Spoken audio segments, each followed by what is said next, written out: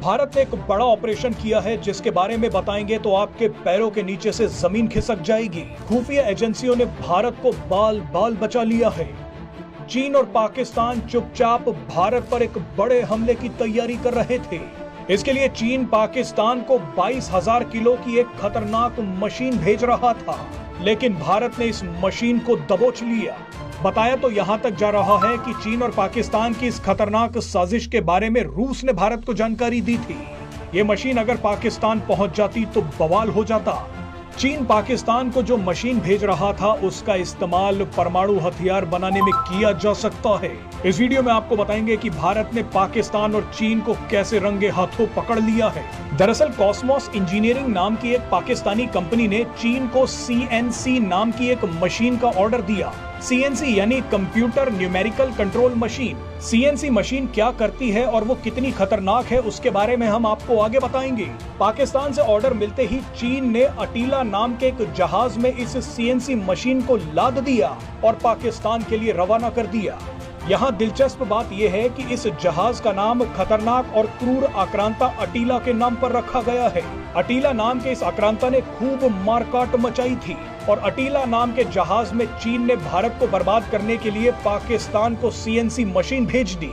लेकिन आपको बता दें कि भारत को इसकी जानकारी मिल गई। भारत ने चीन से निकले इस जहाज को पाकिस्तान पहुंचने से पहले ही दबोच लिया। आइए अब आपको 22,000 किलो की इस CNC मशीन के बारे में बताते हैं। वैसे तो इस मशीन का इस्तेमाल मेटल वर्क, वुड वर्क और 3D प्रिंटिंग जैसे उद्योगों में किया जाता है। ऑटोमेटिक और सटीक तरीके से ये मशीन धातु और प्लास्टिक के पुर्जे बनाती है। लेकिन CNC मशीन का इस्तेमाल न्यूक्लियर हथियार बनाने के लिए भी किया जाता है। हाल ही में पता चला है कि नॉर्थ कोरिया ने न्यूक्लियर हथियार बनाने के लिए CNC मशीन का ही इस्तेमाल किया था। दुनिया को जैसे ही पता चला कि इस मशीन का इस्तेमाल वुडवर्क और मेटल वर्क के अलावा न्यूक्लियर हथियार बनाने के लिए किया जा रहा है तो कई देश घबरा गए।